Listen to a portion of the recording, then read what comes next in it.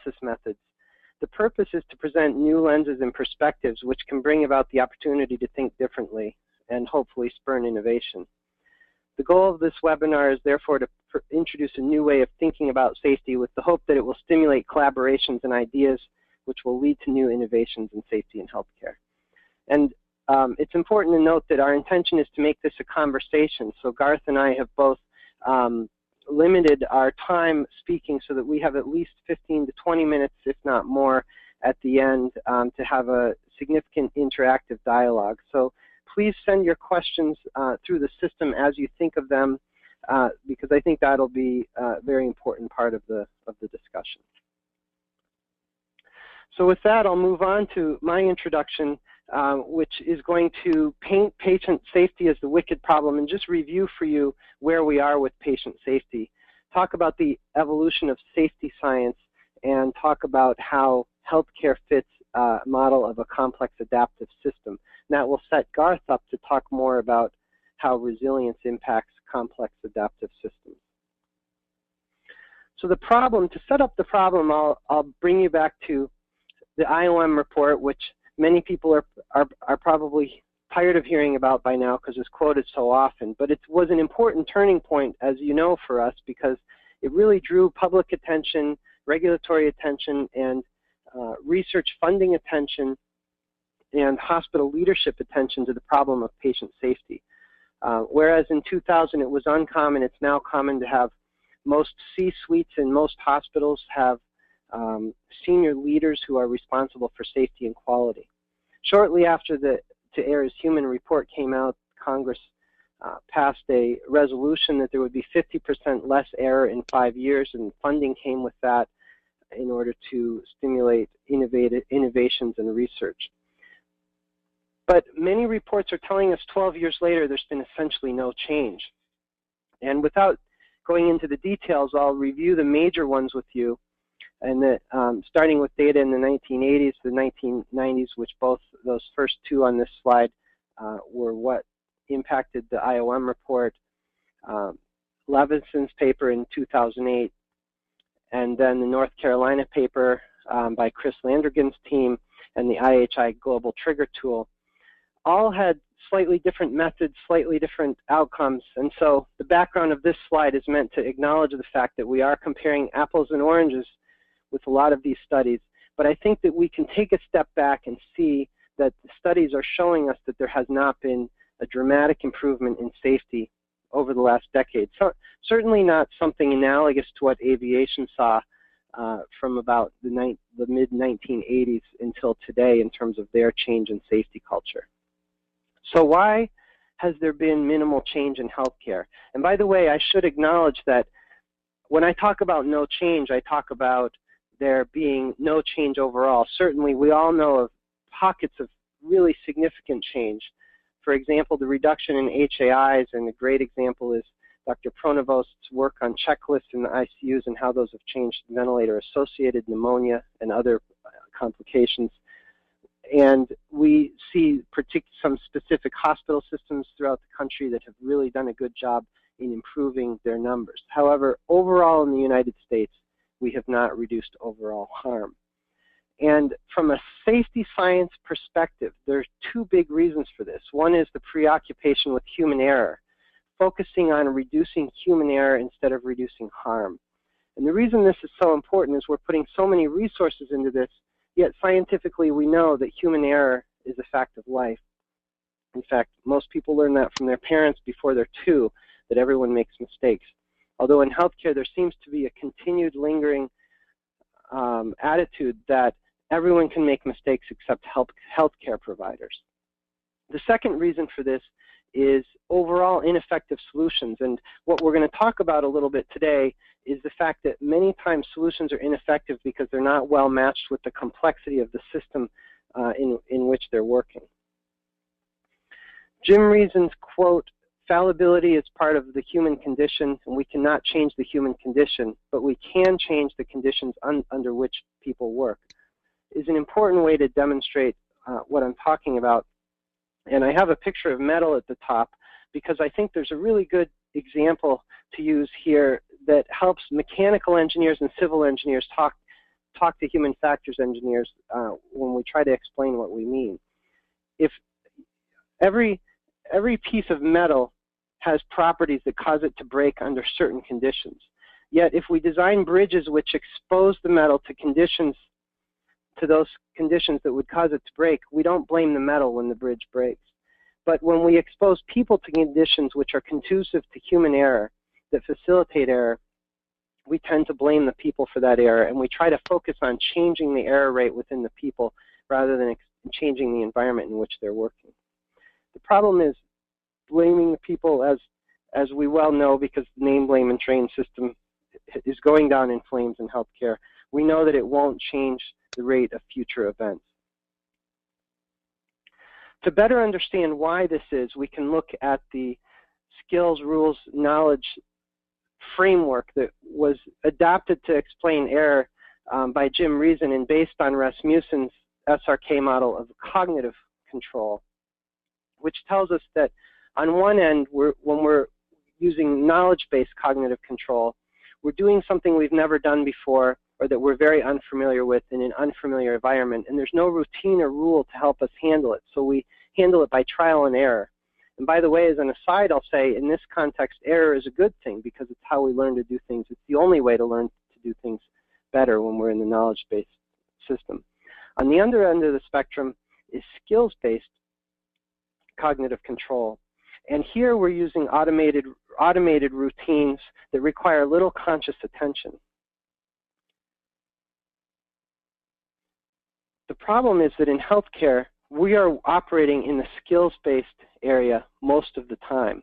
We have to do a lot of things in an automated standpoint, in an automated fashion in order for them to work. If you think about driving a car, you think about the fact that your automated activity might be keeping in the right lane, in the correct lane, keeping centered, braking when you need to, using your turn signal when you need to. Yet the higher order, when we're working in that automatic mode, it helps us minimize the cognitive load so that our brain can be free to do the higher order work like finding directions, watching for children running out in the street. And so we really need the skills-based area to operate in a complex system. And this is true in healthcare. The problem in healthcare is we're trying to hold people accountable for not making slips and lapses, which are the kinds of errors that occur when they're in automatic mode. And we've tried to combine safety with accountability. And in fact, the pendulum's swinging a little bit to, in fact, starting to see accountability as a means to achieving safety. Yet, over many decades prior, this is what we've tried, and it hasn't really made us safer. And I'll point out that healthcare providers are probably the most accountable working group of people that I know. Doctors, nurses, pharmacists, techs come to work really with the intention to do the best job they can, to take the best care of patients that they can, yet slips and lapses still occur when they're working in the automatic mode.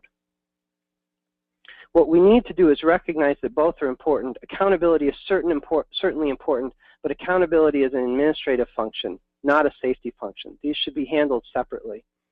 And what we're going to focus on for the rest of our talk is safety and show that the human component actually helps us become safer rather than cause error.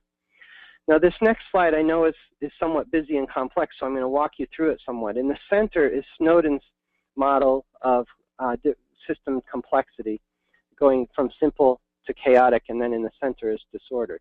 On the right side, complicated and simple systems are ordered and constrained, and they can be reduced to a set of rules. So when you're working in a simple or complicated system, rules and procedures are helpful to keep the system safe.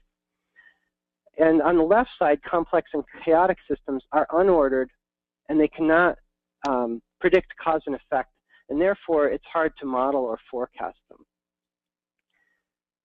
In complex systems, it's not possible to identify in advance the relationship between causes and effects, and this leads to unpredictable behaviors which can't be modeled or forecasted. But this may mean that in certain systems, a checklist may not be the right answer, and a procedure may be the less effective solution. So within a complex system, sometimes you do have simple or complicated processes or procedures that are more linear, like an assembly line. And in those cases, checklist may be the best answer. But it's not always the case. And healthcare is a complex adaptive system.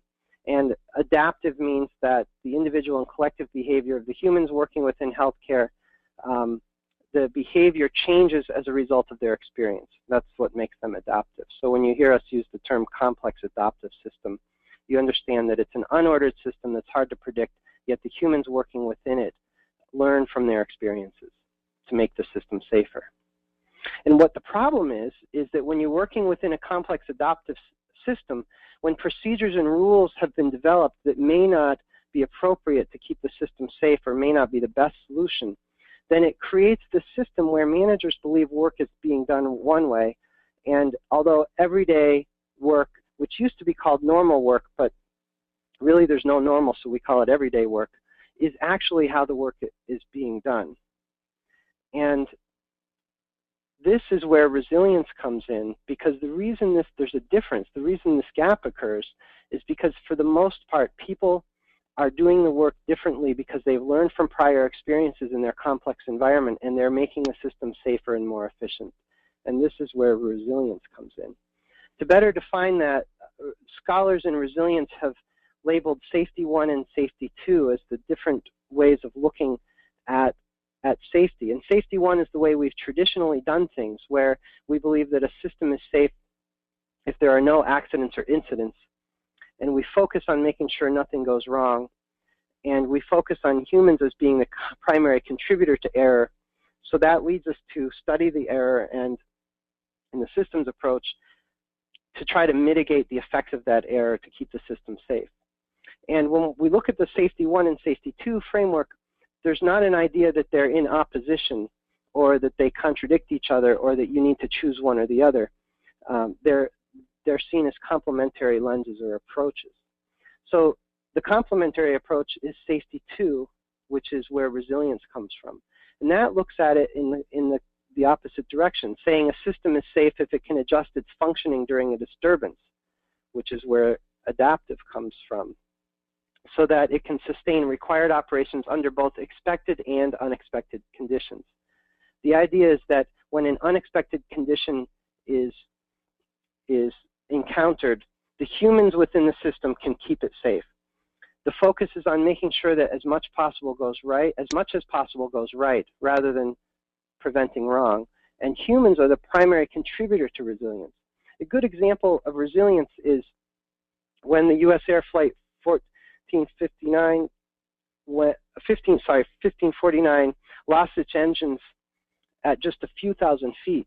The only checklist on board the Airbus aircraft they were flying at that point for total engine loss was from 10,000 feet.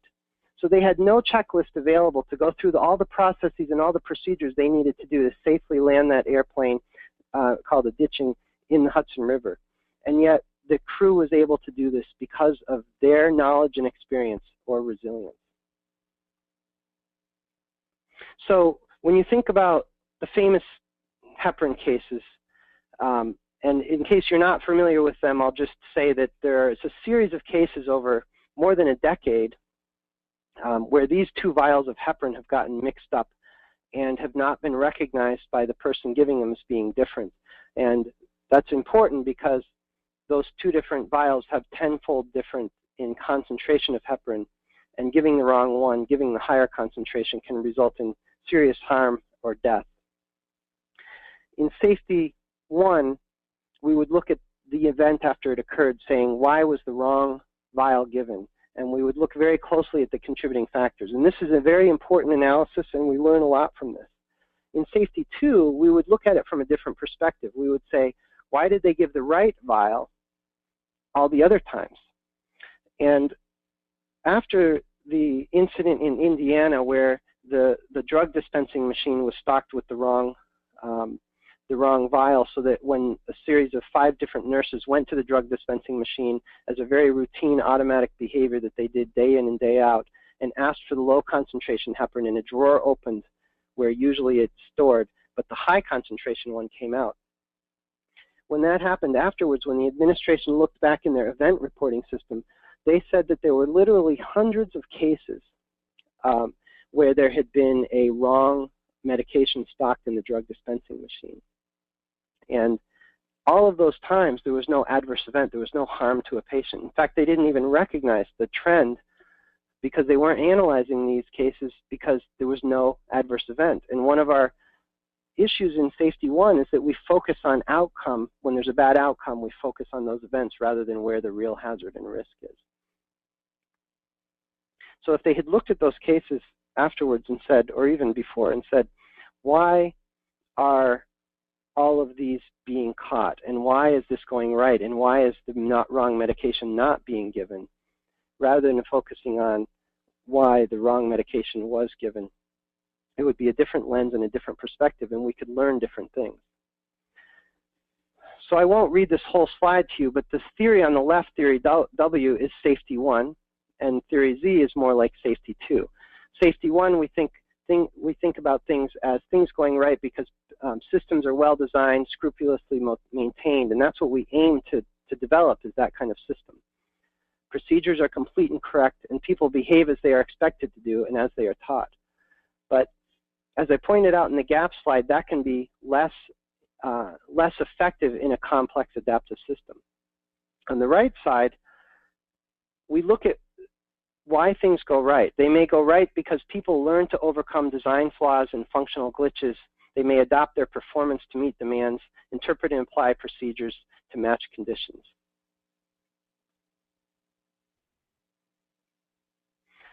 So in a complex adaptive system, imposed solutions may not cover all the circumstances. And that's one of the problems in healthcare when providers are making decisions on the fly to keep the system safe. They may be making decisions and doing things that hadn't been thought of in advance, and so there's no procedure to follow, or they may be violating a procedure in order to keep the system safe. Instead, the actions arise from the current circumstances and the current work environment. And there is difficulty to look, it's difficult to look at the relationship between causes and effects. They're certainly evident in retrospect and in hindsight, but the problem is in a complex system, hindsight does not lead to foresight necessarily. So here we're looking at people as being the sources of resilience instead of the sources of error. And it might be a little glib, but I point out that if we weed out all the error-prone healthcare professionals, there wouldn't be anyone left. And this really shows the value of Safety 2 as a perspective. Look at the resilience and the safety that the healthcare providers are bringing to the system. In summary, I just want to give a quick reminder of the ages of safety science and where we are going with resilience. Earlier in the century, the technical system looked at all accidents as a result of simple failures. And then we advanced to human factors perspective, where we saw that accidents are a result of interactions between the human operator and the technical work environment. And we focused on optimizing that interaction and that interface to reduce errors that are facilitated and to mitigate errors once they occur.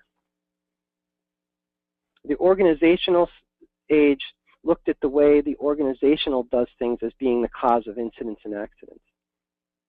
And finally, the systemic system, which really started with the Swiss cheese model, looked at contributing factors that led to accidents and how we can mitigate those. And there are truths in all of these, as there's truth in the resilience perspective and the resilience lens, which we're talking about today. So I want to end by talking about ways that we can develop resilient systems. As I said in the beginning, Garth and I aren't able to give you specific methods because this is such an early science and lens, but more give you tools to try to find new innovative ways of looking at things. We need to start by characterizing the gaps in the process, and I talked about how gaps occur in a complex system. Learn how the gaps develop in specific systems, and then understand how particular contexts affect the development of the gaps, understand how these gaps impact our care, and then learn how to bridge the gaps. That's the end of my section. And with this, I'm going to turn it over to Garth Hunte, to go into some more detail. Thanks for your attention.